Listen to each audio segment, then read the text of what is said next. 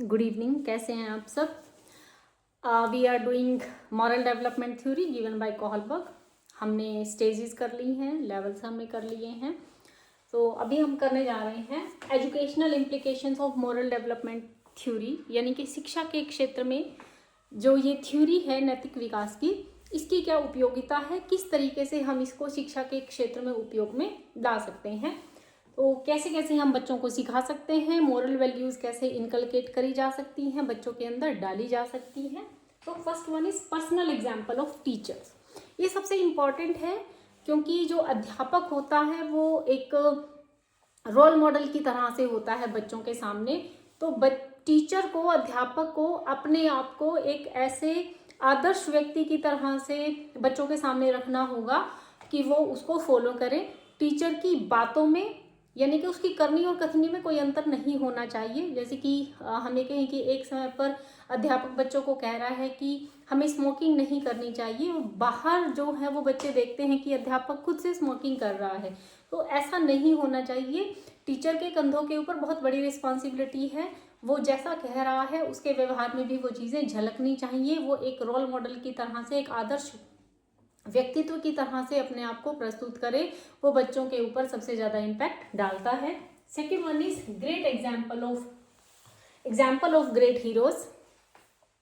हमारे देश में बहुत सारे ऐसे लोग हुए हैं जिन्होंने दूसरों के लिए काम किया है, समाज सेवा करी है, दूसरे लोगों की हेल्प करी है, सेक्रीफाइसेस किए हैं, जिन्होंने जो लॉज थे, जो गलत थे, आउटडेटेड थे, उनको बदलने के लिए काम किया है, देश के ऊपर अपनी जान तक न्यौछावर कर दी है। तो वो एग्जाम्पल्स चाहे किताबों में हैं या नहीं हैं, ऐसे बहुत सारे लोग हैं जो किताबों का हिस्सा नहीं है लेकिन देश के लिए बढ़ चढ़ कर काम कर रहे हैं, जो नियमों का पालन कर रहे हैं, मूल्य हैं जो हम बच्चों के अंदर डालना चाह रहे हैं। उस तरह के लोगों की स्टोरीज बच्चों को सुनानी चाहिए, कहानी बच्चों को सुनानी चाहिए। चाहे इससे रिलेटेड कोई फिल्म हो सकती है, वो भी बच्चों को दिखानी चाहिए। इसका इम्पैक्ट बच्चों के ऊपर बहुत ज़्यादा पड़ता है। को करिकुलर एक्टिविटीज़, हम स्कूलों के अंदर जो हैं बहुत सारी एक्टिविटीज़ करते हैं जिनको हम पाठ्य सहगामी क्रियाएं कहते हैं।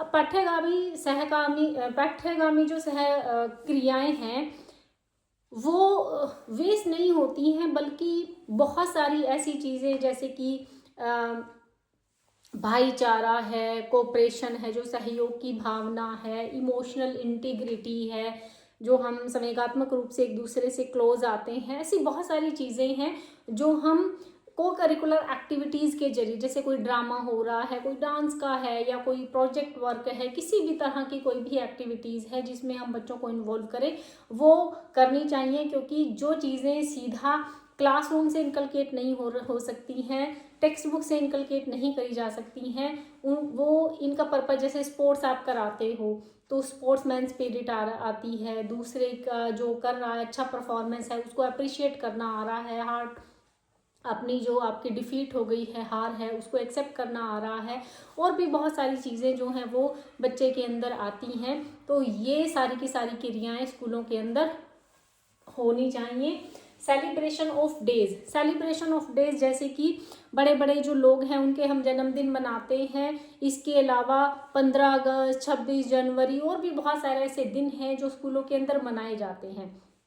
सोचने का विषय, हम आज़ाद पता नहीं कब हुए थे, और हम आज भी 15 अगस्त, 26 जनवरी और बहुत सारे ऐसे दिन जो हैं वो बहुत वाइड लेवल पर देश भर में मनाते हैं।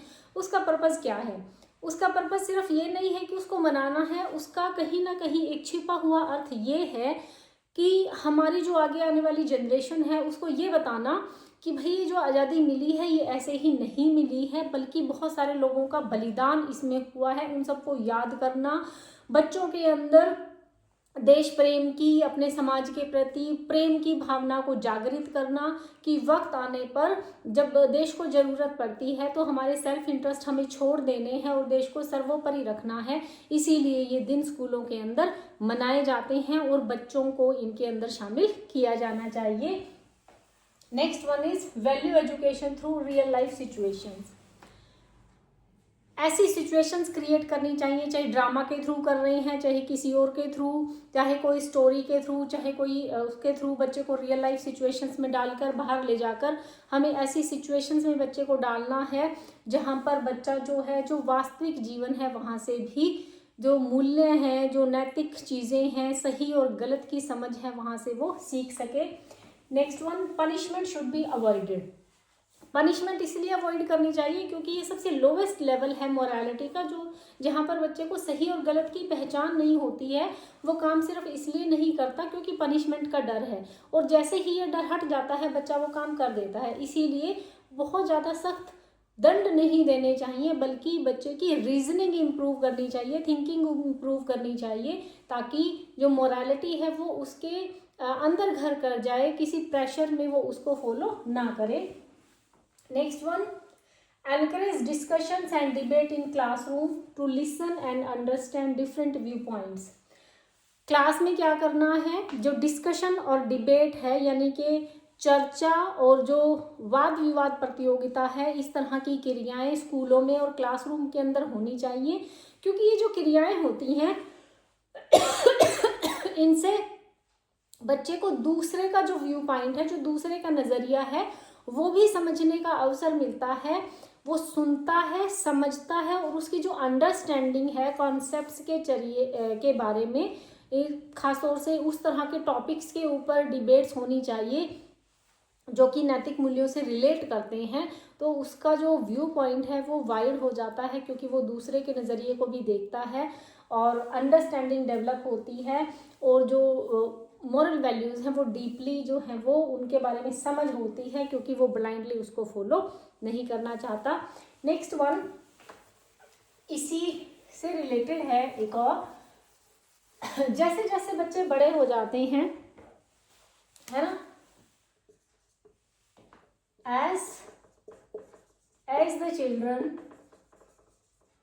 grow older, जैसे जैसे बच्चे बड़े हो जाते हैं, reasoning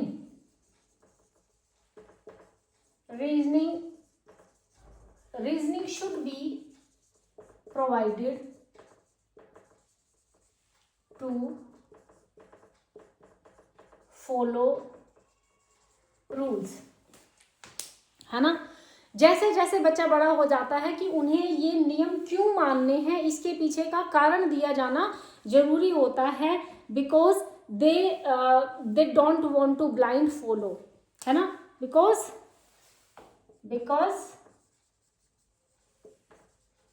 they don't want to follow blindly. आपको ऐसा क्यों करना है, किस लिए करना है, इसके पीछे आपके पास तर्क होना चाहिए। अगर आपके पास तर्क नहीं है तो बच्चा आंख मूंद कर आपके बातों को और उन कार्यों को फॉलो नहीं करेगा, क्योंकि उसको सफिशिएंट, उसके जो ब्रेन है उसको रीज़न नहीं मिला है कि मुझे ऐसा क्यों करना है और ऐसा क्यों नहीं करना है। तो हमारे पास सफिशिएंट रीजनिंग होनी चाहिए। ओके, तो ये हैं हमारे कुछ एक एजुकेशनल इम्प्लीकेशंस जिनको हम क्लासरूम में अपने एग्जाम्स में कर सकते हैं। बहुत इजी है, एक्सप्लेनेशन के हिसाब से भी बहुत इजी है। ओके, समझ में आ गए होंगे आपको। Thank you.